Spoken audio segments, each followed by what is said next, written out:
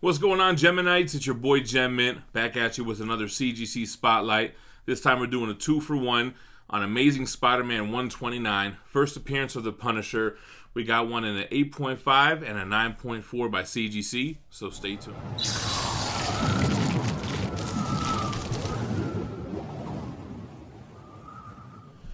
You guys might remember these books from my Iron Studios Punisher statue unboxing and review. I used them for my little character bio portion of that video.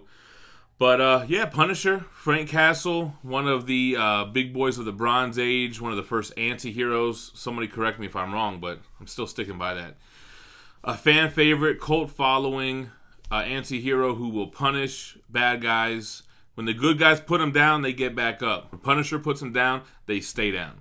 Punisher became a vigilante when his family, wife and children, were caught in a crossfire gang war while they were in the park. And as any husband or father could imagine that happening to them, drove him off the deep end. He went on a killing spree to kill all the crime families that those guys those guys were a part of. And it didn't stop there. He started taking down bad guys from there on out. They did go ahead and tweak his bio a little bit later on in later runs, like the Garth Ennis run, where they kind of showed him having a little something wrong with him while he was in Vietnam.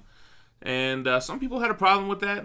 I thought it just delved a little deeper into the Punisher mythos. So this is, I think, the first CGC Spotlight where we have two of the same book in different grades. So it's going to be interesting to see how it varies for census numbers and for sales. First of all, Spider-Man 129 came out in February of 1974. Not only is it the first appearance of Punisher, but a favorite Spider-Man villain of mine, the Jackal, Professor Miles Warren, who was responsible for the entire clone saga, cloning Gwen Stacy, Spider-Man, which led to Scarlet Spider, the Ben Reilly Spider-Man and all that stuff. Jerry Conway wrote the story. Ross Andrew, Frank Giosia, and Dave Hunt did artwork. Gil Kane and John Romita did the cover. So you got an all-star cast that worked on this book here. There are a total of 10,286 copies of ASM 129 that have been graded by CGC. Now keep in mind, that doesn't mean that's how many there are in circulation. I could take this out of the case right now, get it pressed, get it signed, and send it to CGC, and they're going to put another number on the census. And I'm sure that's happened a lot with this book.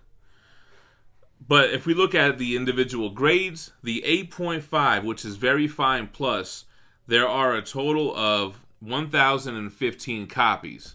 So that big number got narrowed down by significantly. It's about 10% of the total volume are 8.5s. Out of that 1,015, 892 of them are unrestored blue label.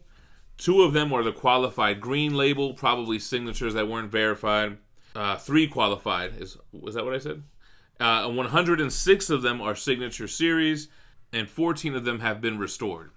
When we get to 9.4, which is the third highest grade in this book, there's only been 9 6s and 9 8s.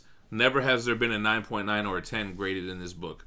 And by the way, one of my first CGC Spotlights, we did have a 9.8 in the Gempire, so you might want to go to them archives and check that bad boy out.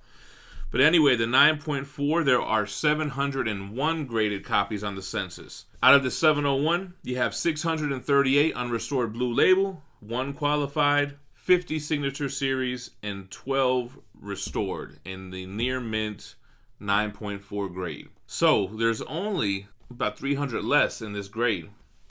But I know that there's a significant price difference. So let's take a look at GPA, which is the subscription-based site that I use that tracks CGC sales through different auction houses, eBay being the main one. Let's take a look.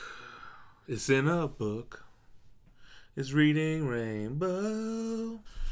Let's start with that 8.5. So 8.5 blue label. The 90-day average based on 8 sales is $1,470. with the last sale being $1,450. The 12-month average is $1,444. The high sale of 2018 was $1,846, and the low sale being $1,100. It was historically about a $700 book until the Netflix stuff happened. Then we started creeping up, and you see $1,400 sales, $1,800 sales. It's about evened out at around a $1,400, $1,500 book. Now, 9.4, the 90-day average based on 5 sales is $3,319, with the last sale being $3,540. The high sale of 2018, $4,050. On the low end, $2,327. So a huge jump, man, from 8.5, you're going from a $1,450 book to like a $3,500 book. Just in a couple of grade bumps. What is that? 9, 2, and 3 grade bumps. So that gives you an idea of the value of these 2 different grades of the same book. If I were to buy a 9.4, I would try to go more on the low end of $3,000.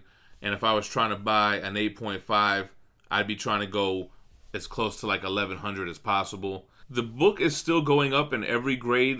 Signature series have fluctuated, but in Unrestored Blue Label, it's all green arrows.